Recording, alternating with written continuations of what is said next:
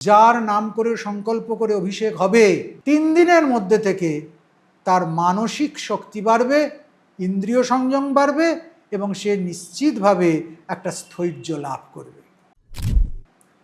যাদের মনে হচ্ছে চন্দ্র ডাউন, মাঝে মাঝেই ছেলে বা মেয়ে পাড়া বা বেপাড়ায় কারো না কারোর প্রেমে পড়ে যাচ্ছে, পড়াশুনো করছে না, শ্লেষা সর্দি, মানসিক চঞ্চলতা, তাতে তার জন্য যা কিছু নির্ধারিত সব টাকা কড়ি সময় মোদ্দা কথা সব একদম জলে যাচ্ছে। সে কি করবে? চন্দ্রকে কি করে নিজের বশে নিয়ে আসবে?